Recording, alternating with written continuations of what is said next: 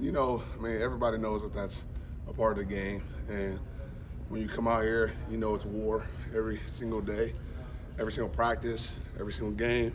And so you know that part of going to war like that, that has the potential to happen. But what I want to bring attention to is Jeff Allen and his staff, and what an awesome job they've done keeping our team very healthy. I mean, that's part of the developmental process that we talk to recruits about all the time. Is just the fact that our players are available when it's time for them to be available. And I just want to say kudos to Jeff Allen and his staff for making our guys available. What stands out about LSU in their defense? LSU always has a tough and stingy defense. I think the thing that stands out the most is those guys up front. They got a couple guys that are going to really try to get after the quarterback and cause as much havoc. They do some really cool and exotic things in their blitz packages and so on and so forth. So we just got to do a great job of making sure that we're prepared for that. In the secondary, I think those guys do an awesome job of tracking the ball and finding opportunities to get takeaways because of how they track the ball. So they're really good ball hawks there. And then you got at least one safety, number 2. I mean, this guy comes downhill and he lays the wood. So there's a bunch of things on that defense that stands out. So obviously we got our work cut out for us in terms of just being able to go out there and execute at a high level. I just want to be clear about it. It's never about them, it's about us.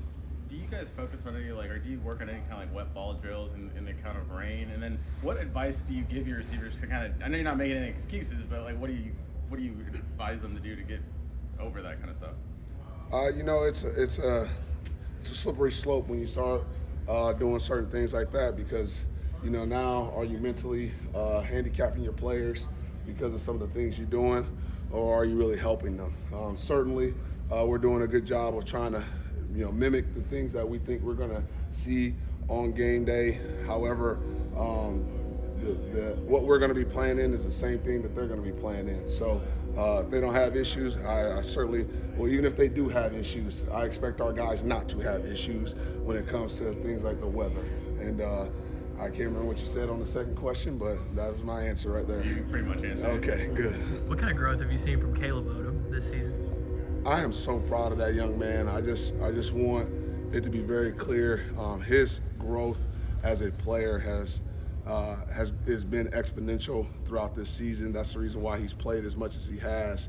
When you're a bigger guy like he is, you're really working to learn to get in and out of your breaks more efficiently, all right, and be able to move in a way that is more of a receiver. Obviously, he was recruited here to be a tight end initially, and so I'm super proud of his progress to this point. Really reliable kid, tough, willing to do whatever it is that we ask him to do.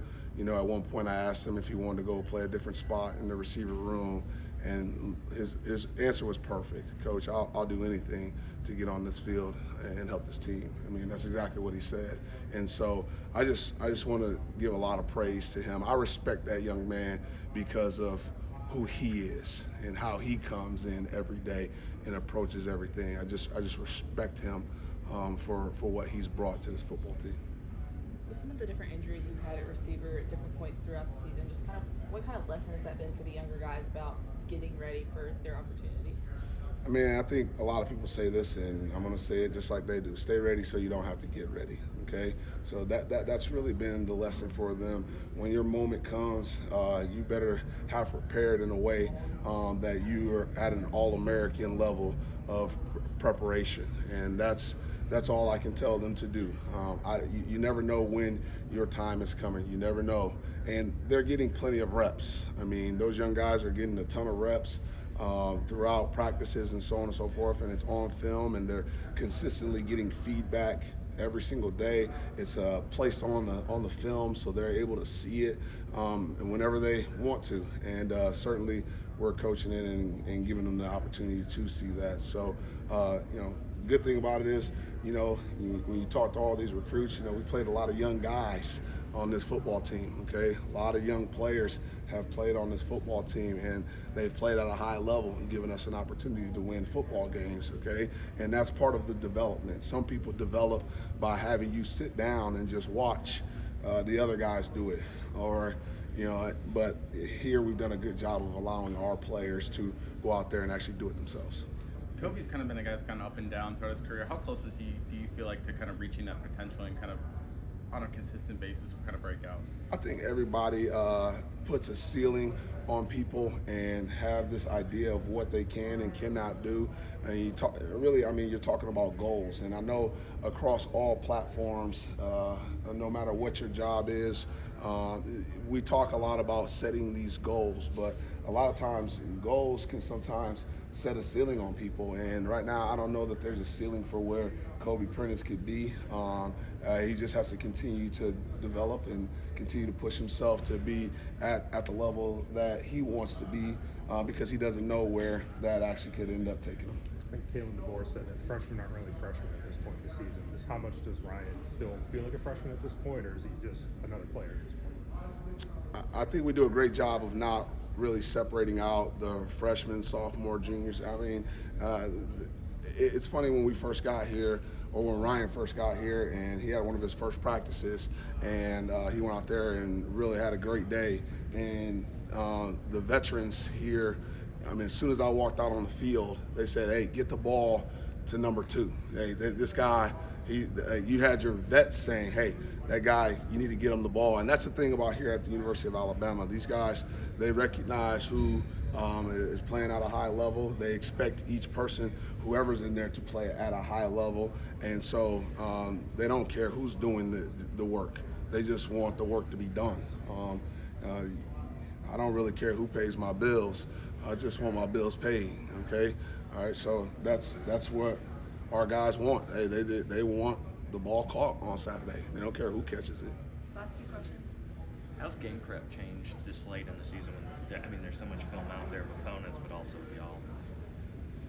I mean, not a whole lot. I mean, every opponent that you're going against, you're going to reach back into their history and find out the things that they've experienced prior to them being out of place, or years before. So we're always going to do that. I mean, I think with the invention of PFF, you have a lot at your disposal to be able to really do a good job of finding the information that you really need to make sure that you're prepared on game day. So no, it hasn't changed much at all. Have there been any conversations with Kendrick this week about just kind of how to stay even keel in Death Valley with him returning to LSU or to Louisiana, his home state? Tremendous question. I think that Kendrick Law, because of things that happened earlier in the season, I think he's been on that, in that mind frame for a number of weeks now.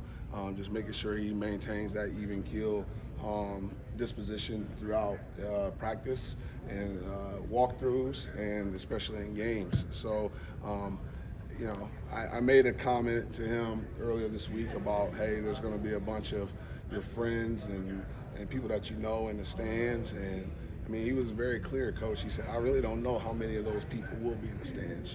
Coach, if you know where I come from, a lot of those folks, they really expected me to make it, and they're not necessarily going to be in position to be in these places because right now they just are a little maybe down on their luck or got issues. And obviously he said a little bit different than what I'm saying right now. But certainly, I mean, it just reaches down into knowing these young men as who they are as men, where they come from, what they've gone through, what they've been experiencing, and certainly in this environment, he'll be excited to go out there and just perform. But ultimately, it's just another game. He hasn't uplifted this much at all. Just more or less saying, hey, let's go win the freaking game. Thanks, Coach. Thank you.